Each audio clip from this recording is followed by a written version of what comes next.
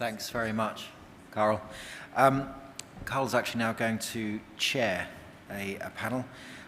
This is how's benefit from the rapid urbanisation and demographic growth rate in Africa. Can I ask the panelists to come up to the stage, please? And Carl's going to introduce them.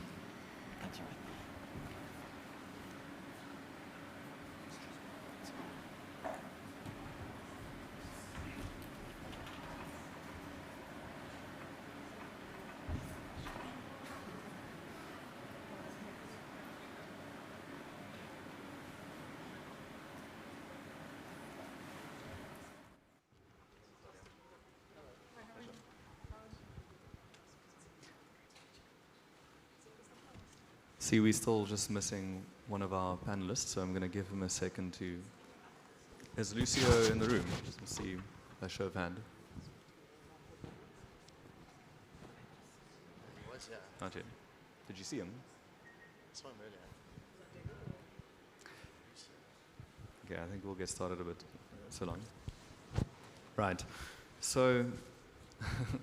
I hope you guys aren't getting sick of the sound of my voice, but these three sessions that I've been pulled into were supposed to be spread out over the course of the 2 days, and then I saw the agenda last week, and I saw that I'm going to be on stage in 3 back-to-back sessions. So I'm going to try and keep this kind of as kind of progress the conversation along from what we've been talking about as best as I can.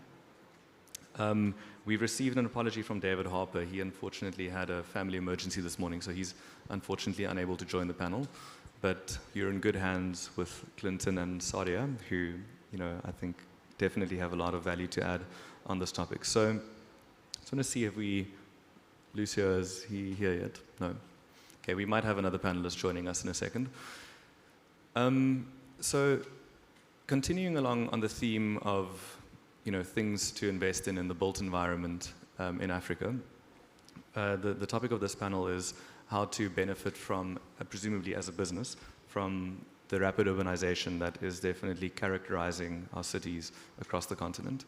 And I'm going to ask Clinton and Sadia to just introduce themselves. Both of them bring quite a specific kind of perspective to the question on how we can ultimately benefit commercially as businesses, whether it's as an investor or as an operator on the continent, from the fact that our cities will see such dramatic rates of urbanization. And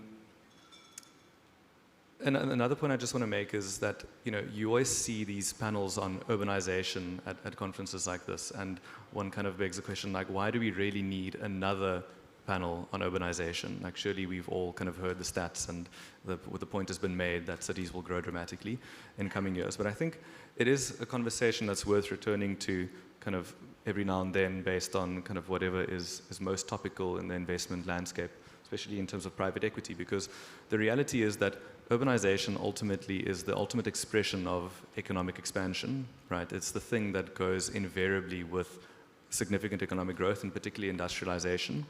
So you can think of urbanization as being analogous to essentially the growth in economies, and specifically in local economies. And ultimately, when it comes to investment, and specifically private equity, which is the focus of this conference, that is the kind of environment in which the greatest value creation occurs, and ultimately the opportunity to make the most money as investors occurs. So that's why I think that's why it got onto this agenda, and why it's definitely something worth looking into. So with that, Clinton, can I ask you to start by just introducing yourself? Sure. Yes, thanks, Carl. It's been a busy afternoon for you, so can appreciate that you might want a short break. Yes, my name's Clinton Minar. I represent my own advisory company called Grand Point Advisory. It's the genesis of 10 years of hard work in the African real estate sector. I've had the privilege of working in a number of jurisdictions across the continent, property is a highly emotive asset class, and I always say that it carries with it the hope and dreams of all humanity, because real estate is the place that we are born in, if we're born in a hospital, and we aspire to have beautiful homes, and it's very much part of our daily lives. So it's in the fabric of the very human nature. Africa is incredibly underserved still, and I think there's a tremendous opportunity to help develop and make a positive impact on the lives of ordinary people. Thank you very much for that. My name is Saidia Aliu, and I am the Managing Director at Urban Shelter. Urban Shelter is a real estate property development company based in Nigeria. We are 30 years old. I think what's interesting about the company is that we cover a number of locations in Nigeria. There are 36 states in Nigeria. We are in 4 states there, about to be in 2 more by first quarter next year. We cover a number of also different, I think a very diversified portfolio, I'd say, which is from residential, commercial, and retail, with products from $2,000 all the way to about $1.5 million. Just, I think, a quick reflection on your question about why we keep talking about urbanization. I don't even think we talk about it enough. I think it's something that we should address in the same way that climate change is something incredibly urgent, something to be done for now, because urbanization, I think, is at the center of all of that that's happening. So it's something that very much I think we need to be taking it at the forefront so that we can begin to plan and address. Otherwise, there's this huge explosion that's kind of just waiting to happen if we don't kind of really take care of it. Yeah, no, fully agreed. Sadia, thank you, and I'm actually going to stick with you for a second. So, when I read your bio, I was taken by just the breadth of involvement that you've had in various aspects of, I guess, Nigeria's kind of urban expansion, and you've done a lot of work with public sector, and you've also engaged extensively with the private sector. So, from your vantage point, can you just kind of talk to, and maybe start with the specific experience in Nigeria, and then, if you can, kind of generalize it to the rest of the continent a bit, just what you're seeing as the main impacts that this like phenomenon of urbanization is having, whether it be on the local economy, whether it be on resource availability, whether it be on businesses that are either incumbent or that still need to emerge. I'd love to just get your perspective on that. Absolutely. So without seeming like a negative, I'll call it a challenge. And I'm one of those people, I'm a half cup full kind of person. So for me, each challenge I think also presents an opportunity to kind of address something and create something. So when it comes to urbanization, and I'm focusing on Nigeria, much like you said, that's kind of where my expertise lies. You're looking at, we don't even know how many of us there are. We know there's 200 million, thereabouts. We know that in terms of age-wise, it's about 18 years old is the average median age. We know that our population rate is increasing, birth rates are increasing. There is huge urban migration for a number of reasons. One might be insecurity, and secondly, obviously, it's for economic reasons. So the major hubs, Kano, Port Harcourt, Lagos, Abuja, the capital cities, kind of having this huge push of humanity. Now, what impact is that making? It's impacting on the number of kids in schools. It's impacting on real estate, housing, and the provision of housing. There's a figure, for those that are Nigerians, whenever you go to a conference, there's a figure of anything between 17 to 22 million in terms of housing deficit. We don't know actually what the housing deficit is. We've never bothered to actually have a housing census. Thank goodness one is happening next year. But even if it's 10 million, 20 million, when you talk about the 190 billion for South Africa, I kind of smile because if you translate those figures to Nigeria, it actually runs into the trillion. So for me as a real estate kind of person, this is very exciting. It's concerning, of course, because once you identify the problem and you even have a solution, then what I call the F word comes in, and that's financing. How, who, and when, and how much? How are we planning for this? Like you mentioned, also the other plus side of this, you then have a pool of what I call human capital to work with. And this is filling spaces, filling gaps, filling offices, filling talents and skills and capacity. But then you also have strain on hospitals. I hate to ignore things like social infrastructure as well, not just the hardcore infrastructure, whether it's transportation, bridges, and so on and so forth. But it's the sports aspect of it.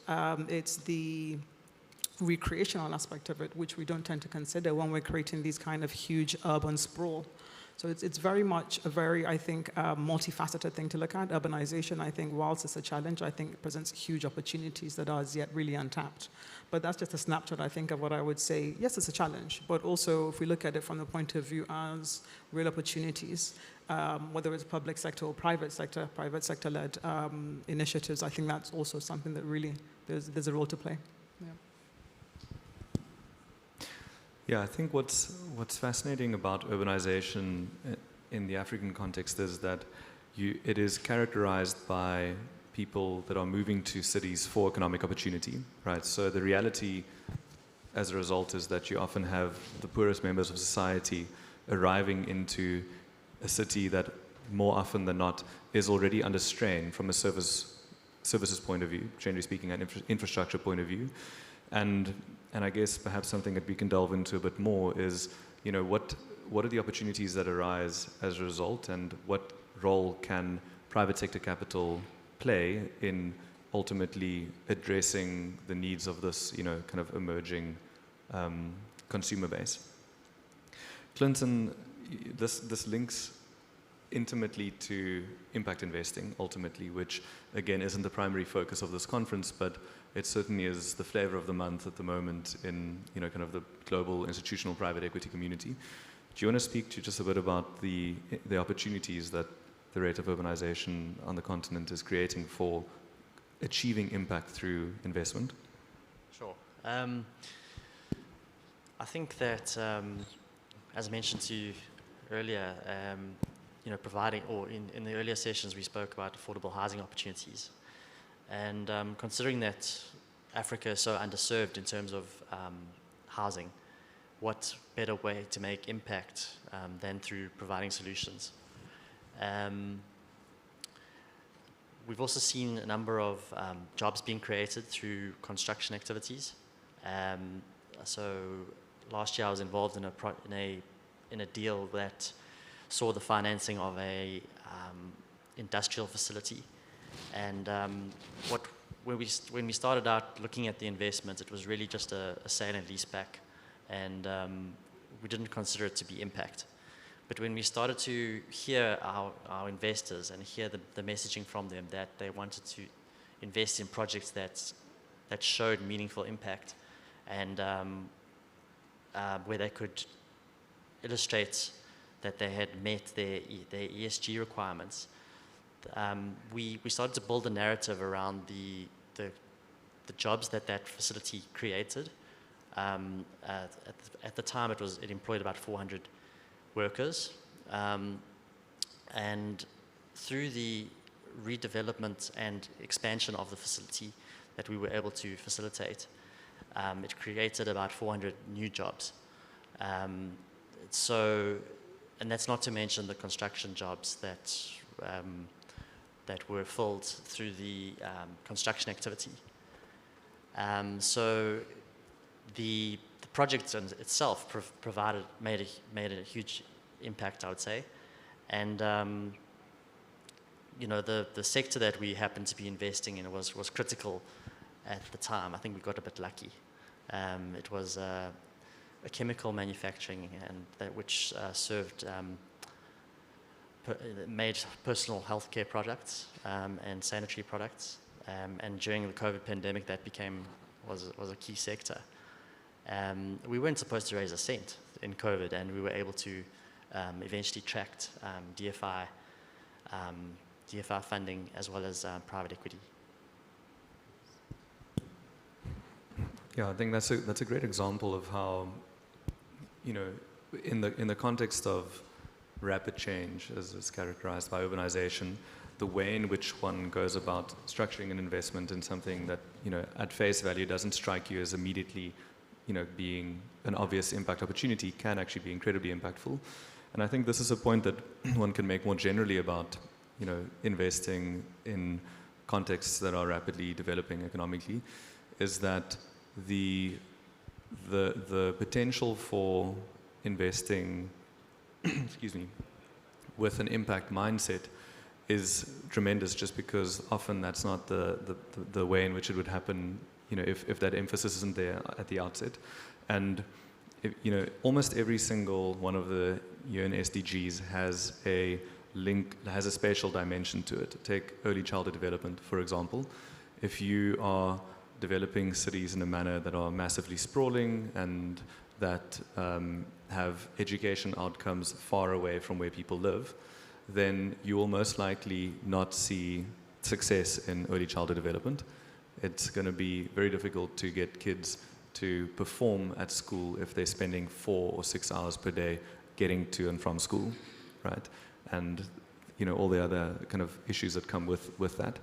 So there is an incredible opportunity to get it right, and it requires a little bit of planning at the outset. So, Sari, I know that you wanted to speak a bit to just how does one plan for proactively managing urbanization such that the outcome isn't complete mayhem and everyone's just everywhere.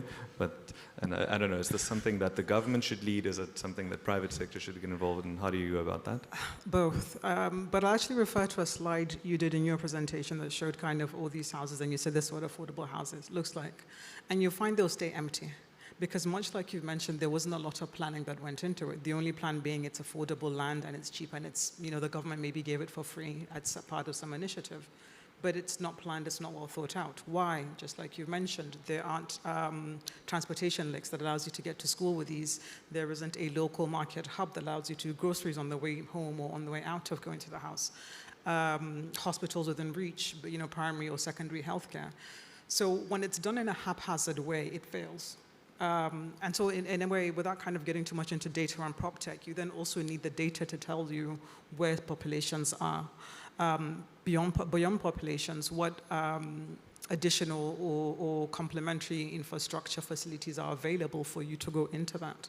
Now, where the partnership between what I call public-private partnerships come in is how then the two work in tandem with each other to identify what these needs are, to quantify what they are, to price what these needs are, and then have private sector come in. Where private sector come in is one, you bring the funding, we bring the expertise, and I think also quality. I think when we talk about affordable housing as such, it's almost that people at the bottom of the pyramid should somehow be grateful because there's a roof on their head. Affordability doesn't mean lacking aesthetic. It doesn't mean that it shouldn't be comfortable.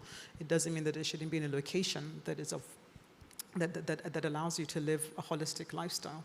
So I think that has to be put in mind. And I get excited when I talk about this because it's really easy to build a house that's $1 million. It's incredibly impossible almost to build a house that's $5,000. So then it becomes an issue about scale. Now, we've seen the crisis that happens when you don't plan. What does that mean lead to? It leads to shantytowns. It leads to very disorganized dwellings. And it's not just then an issue of shelter.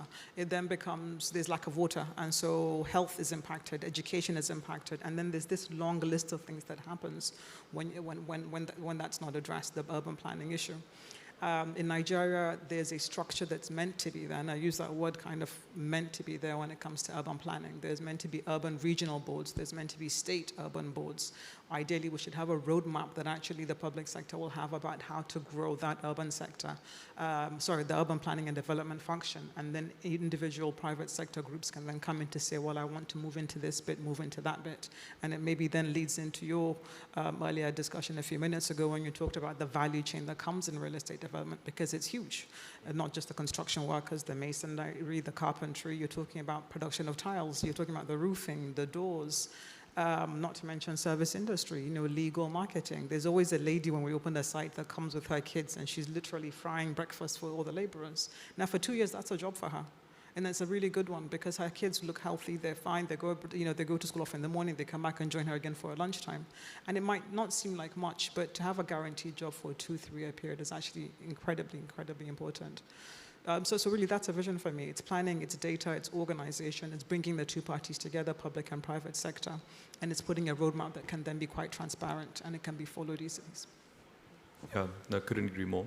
I'm going to put you on the spot a bit with a slightly off-script question, but just something that comes to mind as you're speaking. So, it's apparent that, there's significant opportunity for small businesses. As, on every corner there's a little small business that pops up, and I think, having been to Lagos, I've seen firsthand that entrepreneurial spirit that just seems to like materialize from thin air as soon as there are enough people in a place, like businesses emerge. But I think it's also safe to say that the average business of that nature is not something that could actually at this stage attract capital from the average person in this room. So my question is, where are you seeing opportunities that aren't the typical stuff like, the stuff we do? We build affordable housing. It's quite easy for us to kind of leverage and attract institutional capital. But what are the other types of businesses that you see emerging within the Nigerian context that you think are, succeeding as a result of, significant urbanization and population growth, but that have still some untapped opportunity for the kind of investors that attend this conference to get involved with? So I think they all have the opportunity, they all have the potential for what I call international investments. It's just more the organization of ensuring that you tick all those boxes whenever you're applying for these things, your firstborn child, the DNA, blood sample, everything, your left shoe. So I think it's more that makes a lot of these what I call small and medium companies nervous, and of course governance issues. But once you get past that, and a quick anecdote. So last year there was a crush on availability of tiling, for instance. And to this day in Nigeria, if I'm trying to order, say, 20, 50,000 square meters of tiles, I can't get it tomorrow. I have to plan a 3-month process and then for it to be delivered in tranches. If the average 3-bedroom house has, say, 10 doors, for instance, and I'm building 100, there isn't a wood factory that I can walk into and pick that up. So this again leads me to believe that the manufacturing process and industrialization as it were also is something that really can be put in. You discussed solar, and I think solar is having such a huge coming out as it were. In Nigeria, 80% of us, I think, for commercial have generators. I think for home it's more like 50, 60, depending on the income bracket.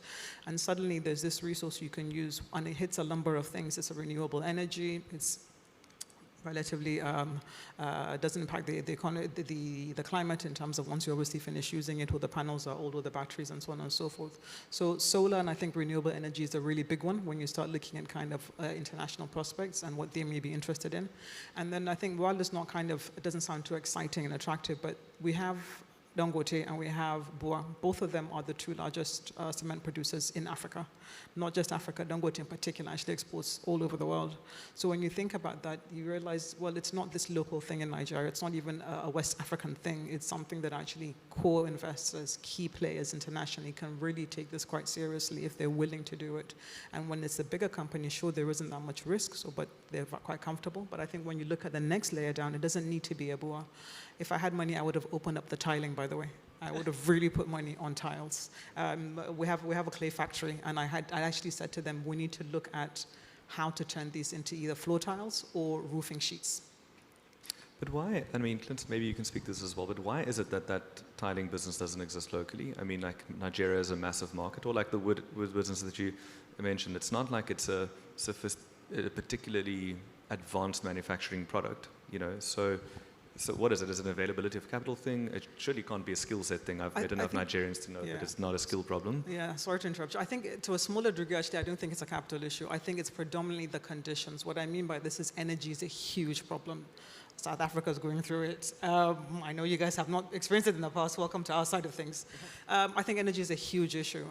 When you're, and going back to what I mentioned about the factory we have that produces clay bricks, you can't use the normal power anymore because it's just not available. So you are turning on those generators to burn a kiln, which is in the hundreds, close to 1,000 degrees Celsius.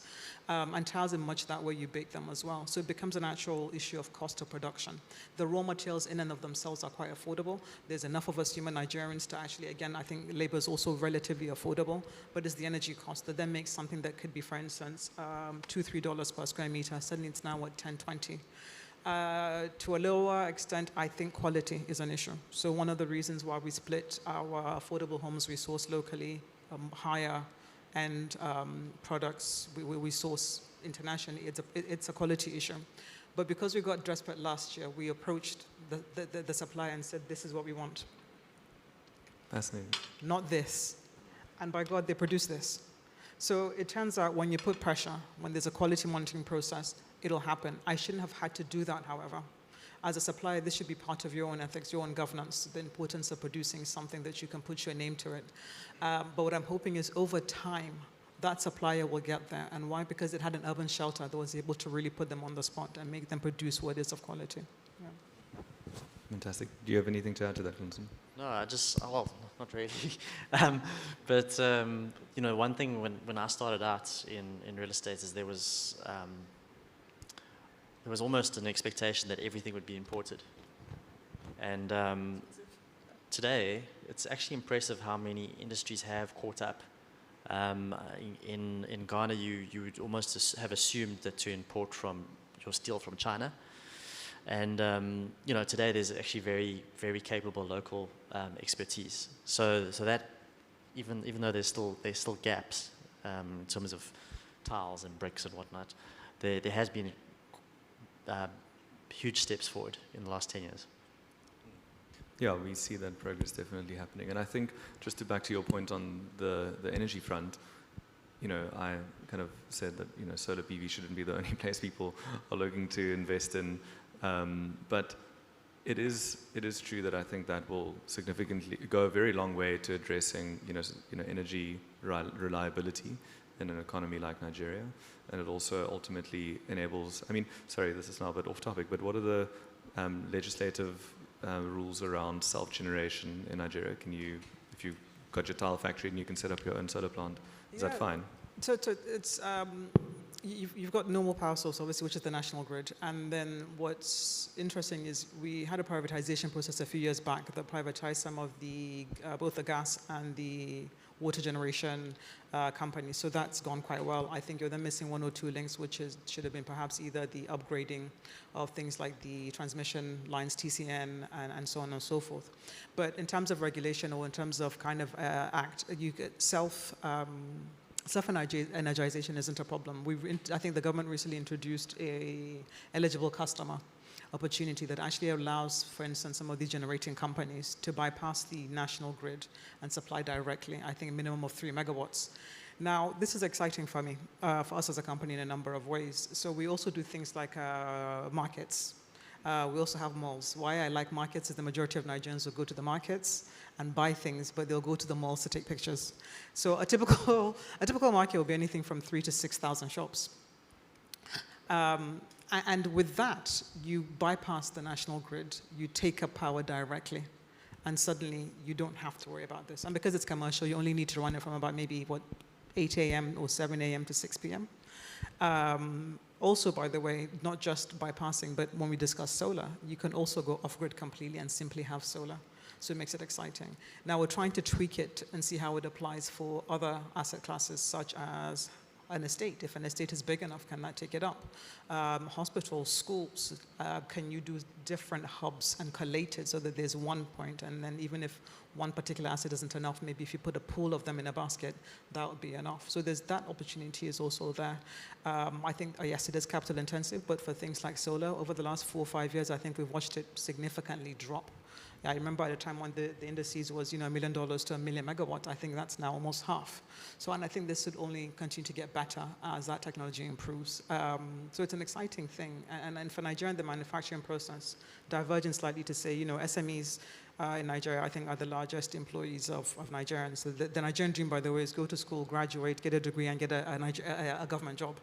And it turns out actually the government is not the largest employer. It's you and I, or maybe not me, but it's these SMEs that are employing people. So that also then handles that power aspect that has been a long-running challenging issue. Okay, Yeah. That's fascinating. Clinton, just returning to real estate for a moment. So you're a specialist real estate advisor. You've seen a lot of transactions on the continent. Again, linking it to this topic of rapid urbanization and significant expansion of cities in the continent. Where are you seeing opportunities that are there, but also that are accessible and kind of like the best kind of risk return kind of opportunities given, the breadth of stuff that one can get involved with? What do you think is most interesting to your eyes? I think for me the most interesting sector right now is in fact housing. Given that there is such a shortage of good quality homes for ordinary people in Africa. As a financier and having looked at these deals before, I think just wearing that hat, the hesitancy to invest has always been on covenants, ticking in the boxes in terms of off-takers and understanding who your end user is. And the risk associated with that, and I think, part of the conversation that we should be having is around, funds being maybe less concerned with that, and maybe just addressing that need, and and estimating what the demand for their housing is going forward. I have seen a number of guarantees coming into the market where DFIs are prepared to put up guarantees in the event of defaults, and then you've got host governments that also have a part to play in that. Apart from that, I mean, I think there's tremendous opportunities still in industrial property. Obviously the cities out there across the continent are full of them, but often they don't quite meet the standards that are expected from the international investors. But what we've had some success in is repositioning those older properties. As your panelists said earlier, often those established properties are easier to invest in because they're already in the captive market, and you don't necessarily have to invest a huge amount in infrastructure, roads, etc. around them. And then just in terms of locations, I think the decentralized nodes of African cities, so new cities within cities that are starting to form. When I started out some years ago in Nairobi, there was a town called Upper Hill, which was largely vacant, but today is fully developed. And then there's opportunities outside of Nairobi called there's a town called, concept called Tatu City, which has long been in the planning. It's been thrown around for the last 10 years, but it is slowly happening, and that's a full city, full blown. It requires everything from retail facilities to industrial to housing, medical. So, and that's a very exciting space to play in as well. Yeah, no, fully agreed. I'm gonna put us all on a slightly accelerated path to the end of this panel, given that we're missing two of our contributors. So I'm going to give each of you an opportunity to say if there's anything else you'd like to add, and then I'm going to open up to some questions from the audience. Is there anything else? Clinton? Sure. It's just a privilege to be amongst this community of investors. Ordinarily we would be amongst our property colleagues and often just often confirming each other's biases. But I love this environment where there's an opportunity to collaborate with other sectors and other industries in solving the problems that face Africa. And what I've already established today is that there's whether you're in banking or the tech space or property, often facing the same challenges, risks, understanding the environments that we operate in. I think property particularly requires a lot of resilience, and I think anyone investing in Africa, not just real estate, but across the board, the individuals require a huge amount of resilience. Most likely, all the members of the audience that have stayed this late all have that same sense of resilience. Yeah, brilliant. I think you've echoed actually my thoughts as well. And I think when you add what you say about Africa and then you add the fact that it's real estate, I think you do need that resilience, I think. But it's one of those scratch the surface and kind of dig deeper, and the opportunities are huge. And I say that for a number of reasons, that even though kind of the macroeconomy globally is really going through a tough stage, there are nuggets of opportunities there, and one of that is real estate. When I dive back into Nigeria, and we have a very interesting, if I call it that, monetary policy situation going on now. And so what I find, spare money, loose money, it's going into real estate. What was a shock for us coming out of COVID actually was this incredible surge in demand, because we had to rethink what it meant to work and live. Suddenly people were obviously transforming their homes into both offices and schools, because you had to go to classes from home or work from home. We then had to rethink this issue of markets. Would there still be malls? Would that exist? Is this still a thing? But it's been a really interesting journey the last few years, I think. It's been a pivoting process. It's been a reorganization, re-energizing process. What I particularly like about AFSIC is that the focus is on Africa. It's that you have deal makers, investors, you have people looking for money coming together. I think there's what I call a reputational overhang. Us Nigerians feel it. By the way, I don't know about the rest of us Africans feel it, but I think Nigerians, we feel that overhang. You're constantly having to apologize, I think, for whatever Nigerian prince sent you an email in the past and say, dig deeper, approach us, speak to us, see our stands, and just be open to possibilities and opportunities, really. Thank you very much. Couldn't agree more. That's a very positive message. Right, I'm going to give you guys are very impressed that you've hung out with us throughout the graveyard shift. I realize that at this time of the day in a conference, everyone is starting to pull some amps. But are there any questions that you guys would like to put to either of our panelists or myself? Yes, Hal. Or you can project.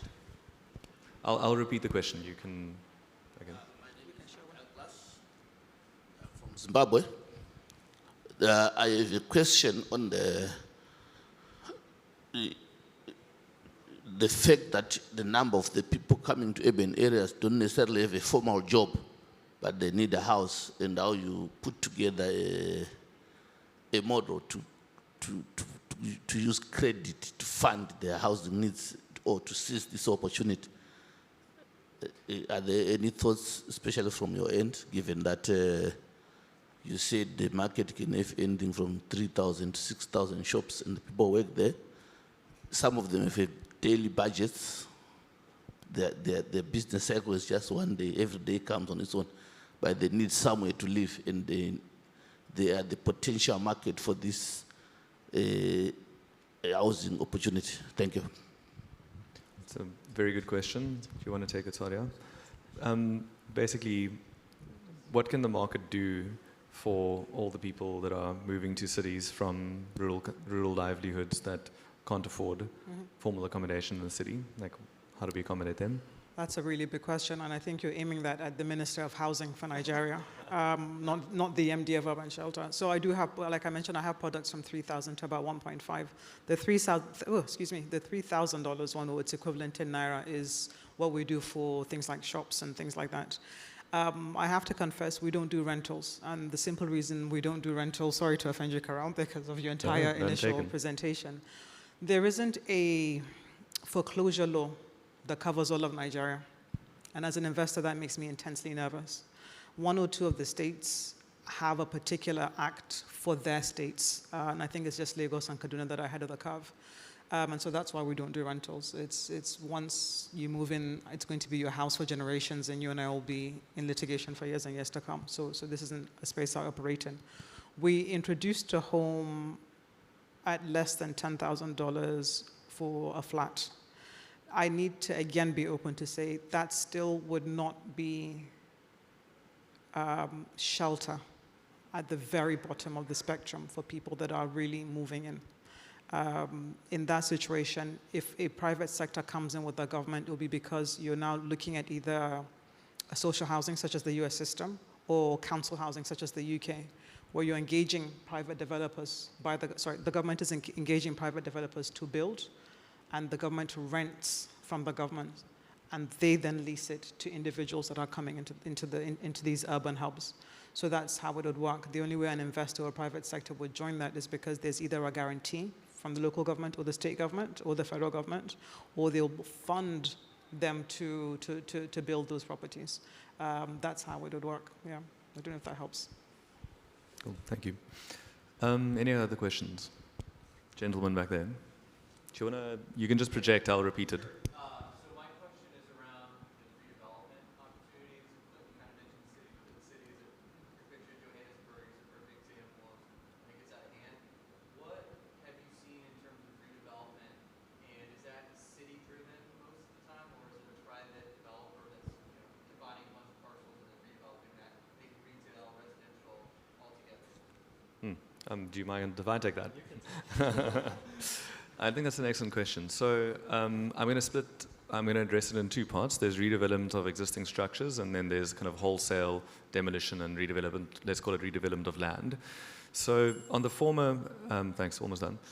On the former, you know, there is definitely redevelopment potential, kind of, let's call it urban regeneration, whatever the, you know, term you choose, in cities like Johannesburg. I think Nairobi definitely has some, you know, kind of urban renewal potential as well. So does Lagos.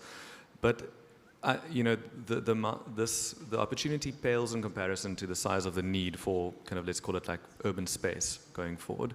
You know, even given the current demand, you know, for housing in South Africa, if I just take that as an example, if you were to convert every single square meter of office space in the country into residential, it would still only, you know, address a fraction of the demand for housing. The reality is just that housing in particular just requires so much space. It just vastly, you know, the amount of space that's required for residential property vastly outnumbers that for any other use. And you can see that if you just drive down the road on a highway and look out the window, most of what you see is houses. It's what we need mostly. So that's on kind of repurposing of existing structures, but I do think that it's underappreciated how much opportunity there is for urban infill in most cities. You know, to give you, in the previous panel, for those of you who were here, I showed an image of a project that we're doing in Sandton in South Africa. Now, Sandton is the most densely built up area in Africa from a formal development point of view. I think, you know, like Kibera and Nairobi is definitely more dense than Sandton, but I'm talking about, you know, formally developed structures here. And, you know, despite that, we secured a 14-hectare site 800 meters from the metro station in the center of Sandton, because it exists, right? It was fully built up at the time, but it was built up with 1- and 2-story structures. The land economics were such that it was viable for us to acquire the land, demolish those structures, and we're building new 14-story buildings in its place. And I think, you know, we as developers, and I'm talking now as a developer, have been a bit lazy historically in Africa, because there's this perception that there's significant amounts of land available and guys go buy large tracts of land at the urban periphery and they develop there. But I think this comes at significant cost, not just, you know, in terms of social cost, environmental cost, but also ultimately I think you're developing assets of a lesser quality in the long run. You know, subprime in the US taught us what, you know, housing in the middle of nowhere is worth to the consumer when shit hits the fan. Pardon my French. So the point is, you know, if you're building, you know, in well-located areas and you are, you know, applying your mind and looking for urban infill opportunities, then you can ultimately deliver assets of a greater quality, and that's kind of our point of departure. So I think, to answer your question shortly, there's definitely huge opportunity for redevelopment. You just need to know where to look. I mean, or you just actually need to open your eyes. The opportunity is everywhere. I'm going to close on that note.